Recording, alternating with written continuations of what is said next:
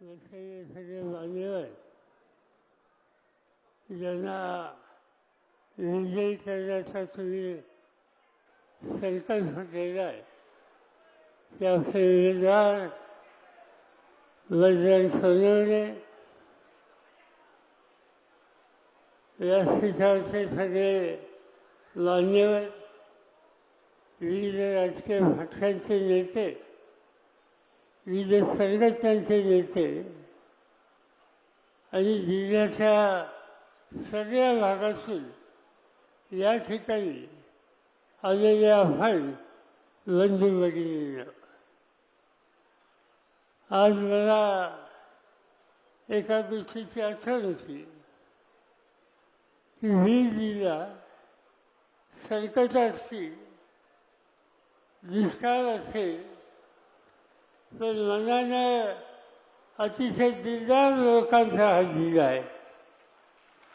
एकदा या जिल्ह्यामध्ये या जिल्ह्याच्या जनतेनं मी विनंती केली आणि मी विनंती केल्याच्या नंतर या जिल्ह्यात जेवढे आमदार आहेत ते सगळे आमदार निवडून दिले आणि एक जबरदस्त शक्ती माझ्या मागे उभी करण्याचं ऐतिहासिक काम या जिल्ह्याच्या जनतेने केलं. पण सत्ता मिळाली नाही. आमदार दिले, सत्ता दुसऱ्या दिली. मी अस्वस्थ होतो तर ज्या जनतेने सगळे आमदार दिले तिची सत्ता राज्याची ही जर अभ्यास नसेल तर त्या जनतेचं त्या जिल्ह्याचं दुःखला दूर कसं करायचं. 5 वर्ष निघून गेली. केंद्र सरकारमध्ये काम करायची संधी मिळाली आणि ती मिळाल्याच्या नंतर याच बीडमध्ये एक मोठा कार्यक्रम आयोजित केला होता. त्या कार्यक्रमाला माझी हजेरी होती. व्यासपीठावर बसल्याच्या नंतर मला जुन्या पिढीच्या लोकांची आठवण झाली.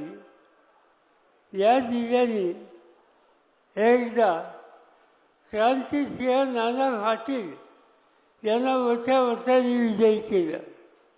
नाना पाटील सातारा जिल्ह्याचे आणि उभे राहिले या जिल्ह्यात आणि या जिल्ह्याच्या जनतेने स्वातंत्र्यासाठी एवढा त्याग करणारा हा मोठा नेता आहे, त्याचा सन्मान केला. नाना पाटलांनी या जिल्ह्यात एक घोषणा केली होती की जाईच्या सभेत सांगायचं फिक्य कर्ज फिक्य, जाईच्या ठिकाणी कर्ज फिक्य हा माझा एक कमी कार्यक्रम. नाना पाटील निवडून आले. सरकार दुसऱ्याचं कर्ज फिक्य नाही.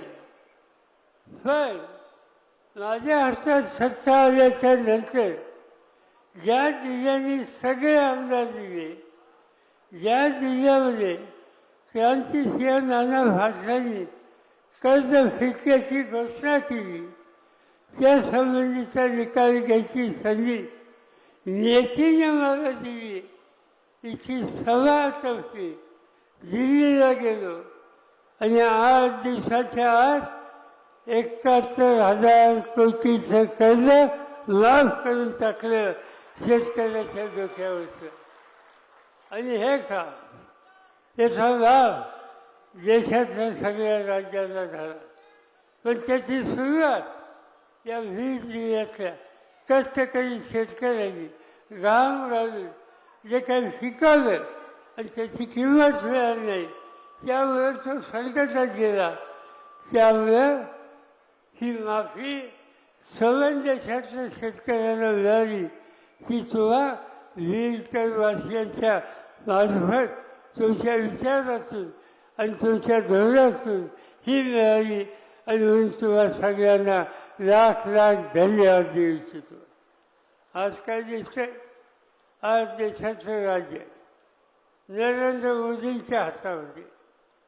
जाईल त्या ठिकाणी अनेक भाषणं करतात, शेतकऱ्याच्या बद्दल बोलतात. पण मी तुम्हाला जबाबदारीने सांगतो, या देशाचे शेतकऱ्यांच्याबद्दल किती प्रेम आहे हे आम्हा लोकांना आता कळलं. कर्जमाफी नाही, व्याजाचे दर कमी नाही, शेतीमालाची किंमत नाही. काय त्यांनी शेतकऱ्यांच्यासाठी केलं? सगळं हिंदुस्थानची सत्ता हातात आहे. त्या सत्तेचा वापर जो कष्टकरी आहे, जो मेहनत घालतो, जो घाम घालतो आणि कायाची इमारत असतो, त्या शेतकऱ्याच्या भल्यासाठी त्यांनी आपल्या सत्तेचा अधिकार हा वापरलेला नाही.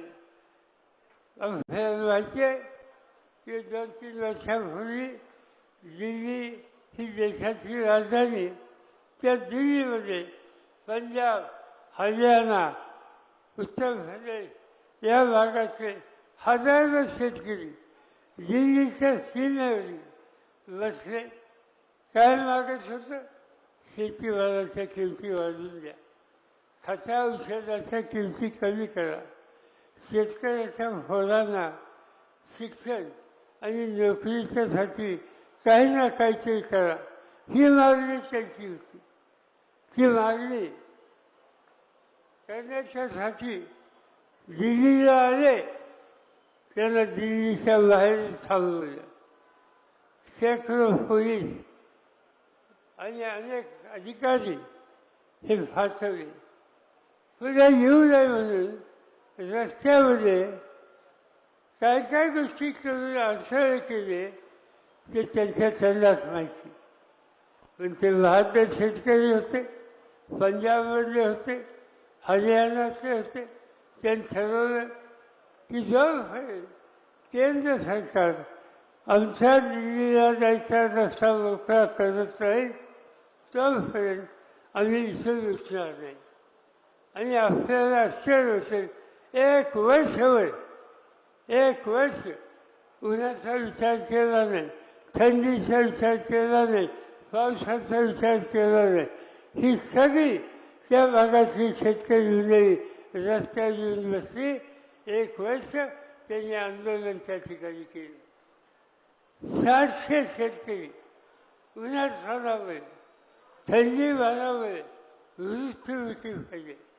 700 शेतकरी मरण पावले, तरीही दिल्ली सरकारच्या, भाजप सरकारच्या, नरेंद्र मोदींच्या सरकारला या शेतकऱ्यांच्या बद्दलची आस्था त्या ठिकाणी वाटली नाही. याचा अर्थ स्वच्छ आहे, हे राज्य कटके शेतकरी विरोधी आहेत. आणि जे शेतकरी विरोधी आहेत त्यांच्या हातामध्ये आम्ही सत्ता देणार नाही. संधी मिळेल त्यावेळी त्यांना धडा शिकवायची आम्ही कारवाई केल्याशिवाय राहणार नाही. आणि आज या निवडणुकीच्या निमित्तानं वजन सोनवणे यांची उमेदवारी आपण एवढ्या मोठ्याने विजय करू की ज्यांनी शेतकऱ्याच्याकडे दुर्लक्ष केलं त्या सरकारला या जिल्ह्याच्या शेतकऱ्यांचा हिसका काय हा कळेल आणि ते काम आपल्या सगळ्यांना करायचं. मणिपूर देशाचं एक राज्य, त्या मणिपूरमध्ये 2 समाजामध्ये संघर्ष झाला. संघर्ष अनेक दिवस चालला. दुर्दैवानं स्त्रियांच्यावर अत्याचार केले, मुलींच्यावर बलात्कार केले, नकोच्या गोष्टी त्या ठिकाणी घडल्या. पार्लमेंटमध्ये याची चर्चा करा ही मागणी झाली. प्रधानमंत्र्यांनी मणिपूरला जावं, तिच्या आया बहिणींची स्थिती बघावी, जे कुणी गुन्हेगार असतील त्यांच्याबद्दल सक्त कारवाई करावी ही मागणी केली गेली. पण इतके दिवस हे आंदोलन चालून सुद्धा नरेंद्र मोदींना कधी असं जावंसं वाटलं नाही की आमच्या आया बहिणी त्या ठिकाणी संकटात आहे, त्यांनी त्यांच्याकडे झुंकून बघितलं नाही. दिल्लीमध्ये अत्याचार केले गेले, गुजरातमध्ये अत्याचार केले गेले.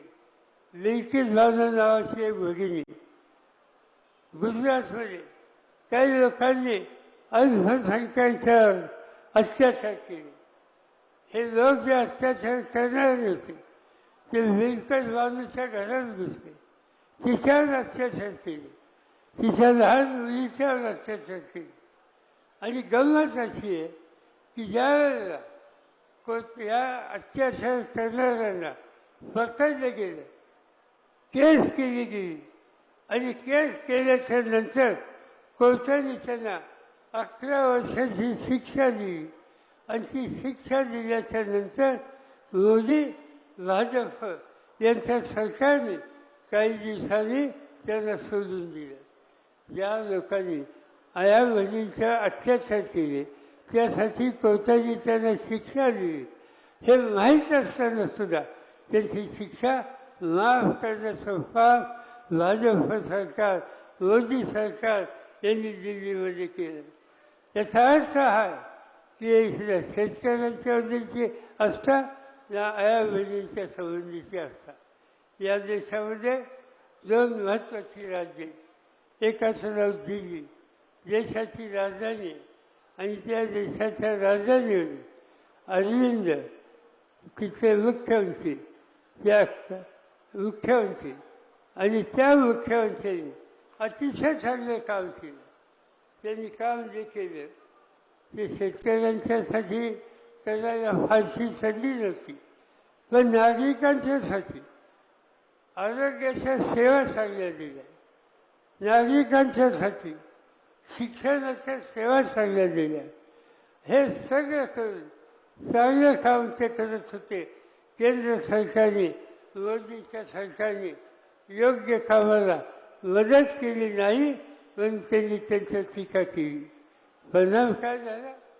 देशाचा प्रधानमंत्री आणि त्यांच्या सरकारने दिल्लीच्या मुख्यमंत्र्याला तुरुंगामध्ये टाकलं.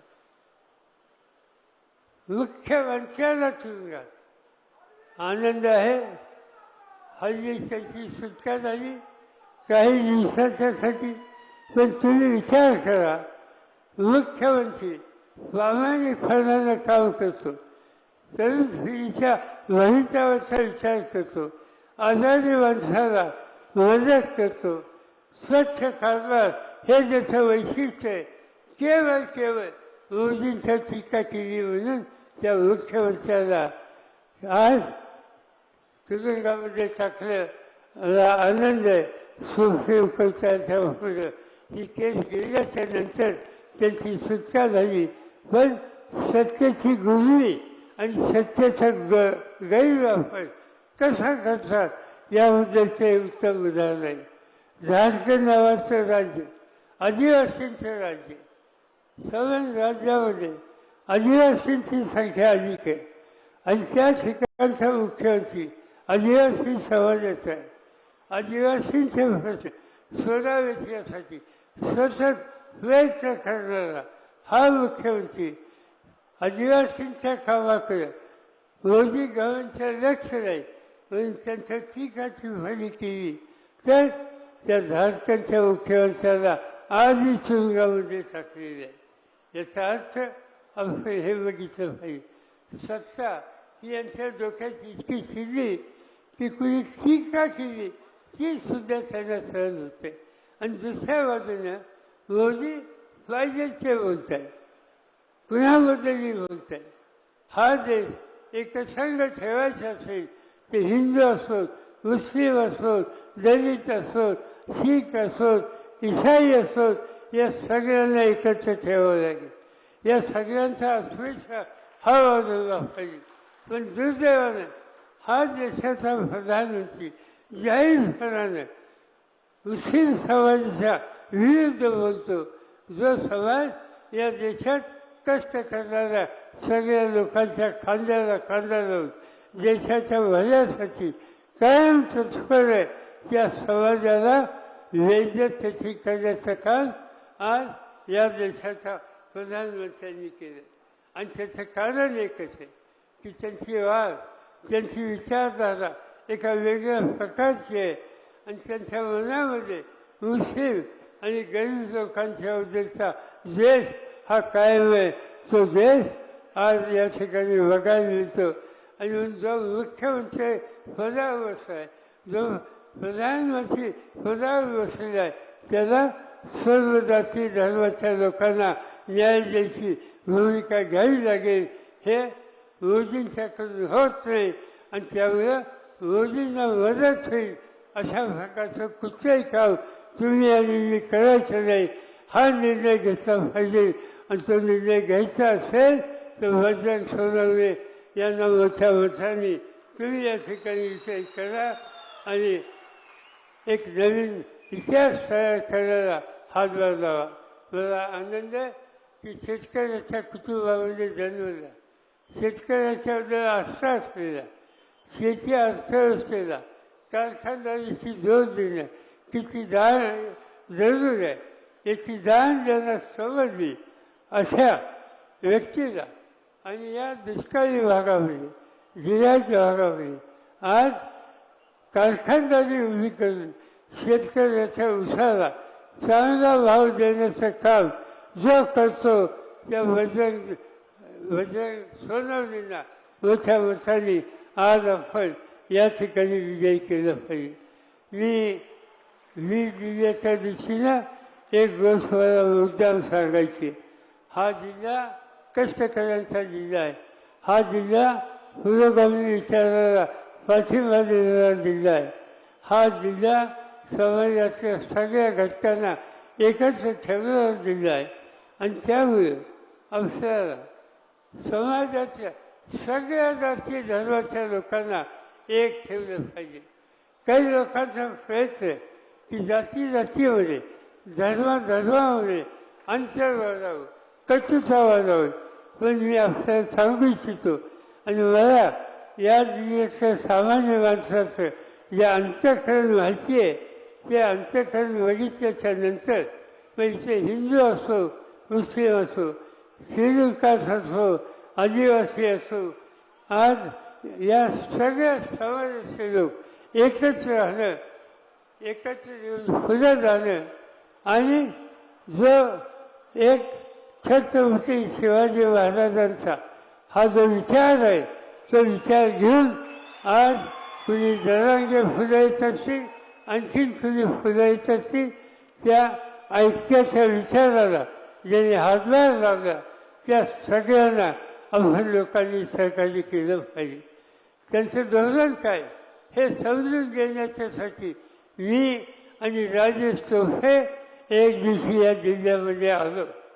जरांगे फाटरला भेटलो, त्यांना विचारलं तुमचं म्हणणं काय आणि त्यांना एकच विनंती केली की तुम्ही या राज्यात जो जो कष्ट करतो, जो जो मेहनत करतो आणि शेतकऱ्यांच्या हिताची जपणूक करतो, तो कोणत्याही धर्माचा, कोणत्याही विचाराचा, त्या सगळ्यांना बरोबर घेऊन सामाजिक ऐक्य आपण मजबूत ठेवू आणि एक नवीन इतिहास या विविधच्या वर्षात करून सर्व देशाला त्या रस्त्याला आणू त्याची तयारी ही आपल्या सगळ्यांची असली पाहिजे. आणि त्यासाठी इथला तरुण वर्ग मजबूतीनं उभा राहील अशाच प्रकारची अपेक्षा या ठिकाणी करतो आणि पुन्हा एकदा बजरंग सोनवणेंना मोठ्या मताने विजय करा ही आग्रहाची विनंती करतो. आपली रजा घेतो. जय हिंद, जय महाराष्ट्र.